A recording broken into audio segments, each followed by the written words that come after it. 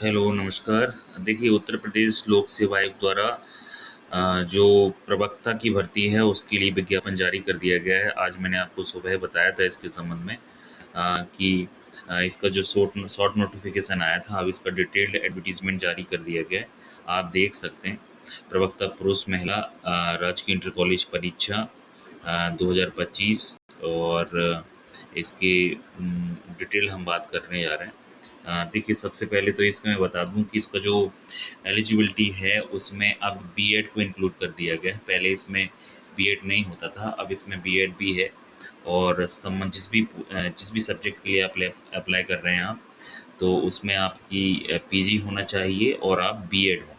जैसे ये देखिए, आप प्रवक्ता पुरुष महिला समाजशास्त्र, भूगोल, अर्थशास्त्र, नागरिक शास्त्र, भौतिक विज्ञान, रसायन विज्ञान, गणित और अंग्रेजी में अगर आप अप्लाई कर रहे हैं तो संबंध विषय में आपका पीजी होना चाहिए और इसके साथ साथ बीएड होना चाहिए। इसके बाद इतिहास में अगर हैं आप अप्लाई कर रहे हैं तो आपका विधि द्वारा स्थापित किसी विश्वविद्यालय, मान्यता विश्वविद्यालय संस्था से प्राचीन इतिहास, मध्यकालीन इतिहास, आधुनिक इतिहास विषय में स्नातकोत्तर उपाधि अर्थात पीजी हों और बीएड हों। मतलब उन्होंने क्लैरिफाई भी किया हुआ है कि इनमें पर्टिकुलर आप पीजी हों तभी आप अप्लाई करें। और मेरा आप सभी से एक कहना भी है कि आप अगर जो यहाँ पर मेंशन है उसी के अकॉर्डिंग आप अगर पीजी हैं तभी आप अप्लाई कीजिए, अदरवाइज आप अप्लाई मत कीजिए। आपका वेस्ट हो जाएगा, आपका फॉर्म भले ही आप एग्ज़ाम दे लें लेकिन आप आगे नहीं जा पाएंगे इस रिक्रूटमेंट प्रोसेस में। जैसे देखिए, हिंदी के लिए अब मैं आपको बताता हूँ, नहीं, जीव विज्ञान के लिए मैं आपको बता रहा हूँ। जीव विज्ञान के लिए जो एलिजिबिलिटी है, भारत में विधि द्वारा स्थापित किसी विश्वविद्यालय, मान्यता विश्वविद्यालय संस्था से वनस्पति विज्ञान या जंतु विज्ञान विषय में स्नातकोत्तर उपाधि क्लियरली मेंशन है यहाँ पर। या तो आप बॉटनी में पीजी हों या जूलॉजी में हों। याद रखिएगा, बॉटनी और जूलॉजी वाले ही अप्लाई करें। मान लीजिए आप बायोटेक्नोलॉजी में या बायोकेमिस्ट्री या किसी भी अन्य साइंस की ब्रांच में आप पीजी कर रखे हैं, एनवायरमेंट साइंस में, और आप जीव विज्ञान विषय के लिए अप्लाई करते हैं तो वो कंसीडर नहीं किया जाएगा। इसके साथ साथ बीएड तो सभी के लिए है ही। हिंदी में अगर हिंदी के लिए आप अप्लाई कर रहे हैं तो हिंदी में आपका पीजी होना चाहिए। इसके साथ साथ आप बीए में और आपके इसका साथ बीए में जो है आपका संस्कृत एक सब्जेक्ट के रूप में होना चाहिए। हिंदी के लिए अनिवार्य योग्यता है, that is the mandatory eligibility for the Hindi subject. और उर्दू के लिए आप उर्दू में पीजी हों और एनसीटीई द्वारा मान्यता प्राप्त किसी कोर्स में शिक्षा स्नातक बीएड की उपाधि ये है। संस्कृत में आपका है कि संस्कृत विषय में स्नातकोत्तर उपाधि और बीएड। तो ये हो गया आपकी यहाँ पर ये अनिवार्य योग्यताएं। फिर इसके साथ साथ ये जो कुछ पोस्ट आप देख रहे हैं, ये दृष्टिबाधित जो स्कूल्स होते हैं उनके लिए, मतलब जो विजुअली हैंडीकैप्ड हैं उनके लिए जो स्कूल होते हैं उनके लिए ये पोस्ट कुछ आए हैं, लेकिन ये बहुत कम है। और इसी के साथ साथ कुछ पोस्ट, एक या दो पोस्ट यहाँ पर उत्तर प्रदेश जेल ट्रेनिंग जो इंस्टीट्यूट होते हैं, जेल ट्रेनिंग के जो स्कूल्स होते हैं उनके लिए भी हैं। एक या दो पोस्ट ही हैं, बहुत ज़्यादा पोस्ट ये नहीं है। तो ये तो आप देखिए, आपकी ये जो अनिवार्य योग्यता है उसके संदर्भ में हमने बात कर ली। फिर इसके लिए फॉर्म भरने के लिए आपको ओटीआर करना पड़ेगा। जो ओटीआर एक ही बार करना होता है, और एक तरह से आपने अगर ओटीआर कर दिया यूपीपीएससी के प्लेटफॉर्म पे, तो फिर आप किसी भी फॉर्म को भर रहे हैं कोई तो आपको बस ओटीआर का वो नंबर देना है और आप आगे इस प्रोसेस को पूरा कर पाएंगे। फिर आता है ये समूहगा का अराजपत्रित पद होता है। रिक्तियों की संख्या मैं आपको बता चुका हूँ कि पुरुष शाखा में 770 हैं और महिला शाखा में 694 पोस्ट हैं। ठीक है। फिर ये लेवल 8 का पोस्ट होता है। अच्छी पोस्ट है, अच्छा सैलरी भी अच्छी होती है, एक अच्छी जॉब है ये, बहुत अच्छी, मेरा तो ये मानना है। फिर इसके बाद हम आगे बढ़ते हैं, और इसके लिए एज का जो मैं आपको क्राइटेरिया बता रहा हूँ, देखिए, आयु सीमा 1 जुलाई 2025 को आप 21 वर्ष की आयु पूरी कर लिए हों और 40 वर्ष से अधिक ना हों। ये एज का क्राइटेरिया है इसका, यानी 1 जुलाई 2025 को जो आपकी एज कंसीडर होगी वो 1 जुलाई 2025 के अनुसार होगी। इस बात को भी ध्यान रखें। मुख्य परीक्षा, अब इसका जो अभी मैं आपको बताऊंगा कि ये जो एग्ज़ाम है ये 2 स्टेज में होगा, प्रिलिमिनरी और मेन में।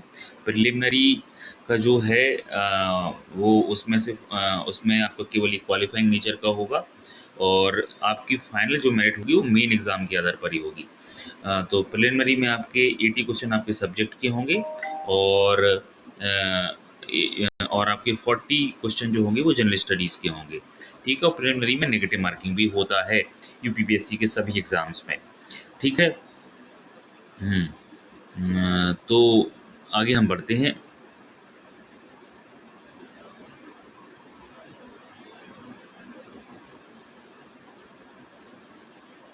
ठीक है, देखिए इसमें हम आगे जाते हैं।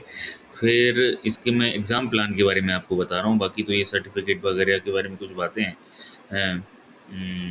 अब ये देखिए आता है प्रवक्ता पुरुष महिला राजकीय इंटर कॉलेज प्रारंभिक परीक्षा हेतु परीक्षा योजना एवं पाठ्यक्रम।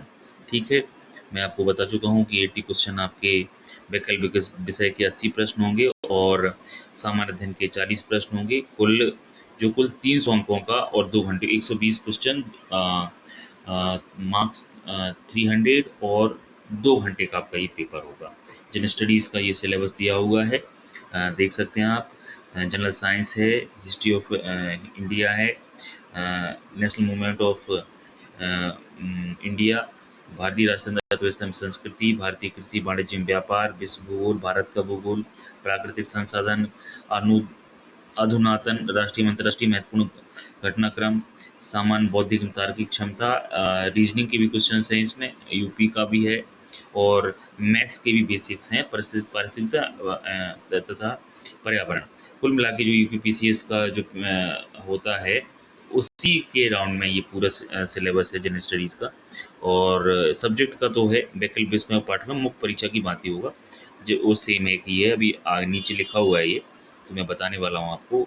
फिर आता है मेन एग्ज़ाम में आपका जनरल हिंदी एवं ऐसे राइटिंग होगा, जो 100 मार्क्स का है, और वैकल्पिक विषय आपका 300 मार्क्स का है। मतलब हिंदी भी इसमें इंपॉर्टेंट रोल प्ले करने वाला है। जैसे प्रिलिमिनरी में जीएस यहाँ इंपॉर्टेंट रोल प्ले करेगा, वैसे ही मेन एग्ज़ाम में आपका हिंदी भी इंपॉर्टेंट रोल प्ले करेगा। 100 मार्क्स का है ये। ठीक है, अब आता है देखिए सब्जेक्ट ये सब दिए हुए हैं आपको और सभी के लिए, और ये यहाँ पर आपका हिंदी का भी दिया हुआ है, इस पर हम डिटेल में बात करेंगे बाद में। किस तरह से सब्जेक्ट हैं, सभी विषयों के हैं। सब्जेक्ट को आप चेक कर लें, सब्जेक्ट के अकॉर्डिंग ही आपके क्वेश्चन पेपर रहेंगे। मेंस एग्ज़ाम में 20 क्वेश्चन होंगे, अलग अलग उनको बर्ड्स लिमिटेशंस हैं, उसके अनुसार ये आपको लिखना होगा। यहाँ हम देखिए जो सब ये प्रवक्ता पुरुष राजकीय इंटर कॉलेजों में प्रवक्ता जो मेल की पोस्ट हैं वो यहाँ हम देख रहे हैं। अंग्रेजी में अच्छी पोस्ट है, 100 हैं, इकोनॉमिक्स में 41 है, इतिहास में भी 41 है, उर्दू में 27 है, गणित में 94 है ना, भौतिक विज्ञान फिजिक्स में 86 हैं, केमिस्ट्री में 85 हैं, जीव विज्ञान में 73 हैं, भूगोल में 38 हैं, संस्कृत में 36 हैं, नागरिक शास्त्र में 51 हैं, और सोशियोलॉजी में 23 हैं, हिंदी में 82 हैं।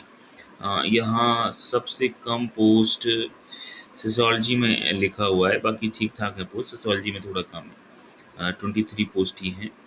फिर एक आते हैं हम यहाँ फीमेल में भी सब में वैसे ही पोस्ट हैं, 84, 36, 34, 13, 28, और आपका बायोलॉजी में 73 हैं, भूगोल में 26, संस्कृत में 56, सोशियोलॉजी में 44, हिंदी में 80। ठीक है, तो ये पोस्ट हो गई यहाँ पर। इसके साथ साथ जो मैंने आपको बताया जेल ट्रेनिंग इंस्टीट्यूट जो होते हैं उसमें भी एक एक पोस्ट आए हैं, एक आई है मनोविज्ञान साइकोलॉजी के लिए और एक क्रिमिनोलॉजी के लिए, तो ये 2 ही पोस्ट हैं। ठीक है, तो ये पोस्ट की डिटेल हो गई, और मैंने आपको सब्जेक्ट बता ही दिया कि इस तरह से सब्जेक्ट का जो सिलेबस है आप चेक कर लीजिएगा, सभी सब्जेक्टों के लिए आया हुआ है यहाँ। तो मेन और प्रीलिम का जो सिलेबस है वो एक ही रहेगा। मेन ओटी टाइप रहेगा आपका, वो सॉरी जो प्रिलिमिनरी एग्ज़ाम है वो आपका ओटी टाइप रहेगा, ऑब्जेक्टिव टाइप होगा, और मेंस में आपका डिस्क्रिप्शन बेस्ड होगा, आपको लिखना पड़ेगा आंसर को। अच्छी एक प्रक्रिया जहाँ तक मुझे लग रहा है ये ठीक है। अच्छा होगा ये। देखिए मेन एग्ज़ाम में आपको प्रश्नों की कुल संख्या 20 होगी, ऑप्शनल सब्जेक्ट में जो आपका होगा मेन, है ना? और सभी प्रश्न अनिवार्य होंगे, सभी प्रश्न खंडों में विभाजित होंगे। खंड आ के अंतर्गत प्रश्न पत्र में 5 प्रश्न सामान्य उत्तरीय होंगे, जिसमें आपको 250 वर्ड में लिखना है। इसके 25 मार्क्स हैं। और खंड बा में आपके 5 प्रश्न हैं, उसमें आपको 150 शब्दों में लिखना है। और खंड सा में आपके 10 प्रश्न हैं, जो आपको 50 शब्दों में लिखना है। और इस तरह से आपके 20 क्वेश्चन हो जाते हैं। मार्क्स भी यहाँ पर इन्होंने दे दिए हैं। ठीक है, मुझे लग रहा है कि ये एक अच्छा अच्छा पाठ्यक्रम और पाठ्य योजना इन्होंने दी है। इससे निश्चित तौर पर जो मेहनती और डिटेल में पढ़ने वाले स्टूडेंट हैं उनको निश्चित तौर पर फ़ायदा होगा। मेरी शुभकामनाएं आप सभी के लिए हैं। आपको हम इसके बारे में आगे भी जानकारी देंगे और टेस्ट सीरीज भी हम लेकर आ रहे हैं कि आपको किस तरह से इसमें पढ़ाई करनी है। वो भी आपको हेल्पफुल होगा। मेरी शुभकामनाएं आप सभी के लिए हैं। बहुत बहुत धन्यवाद।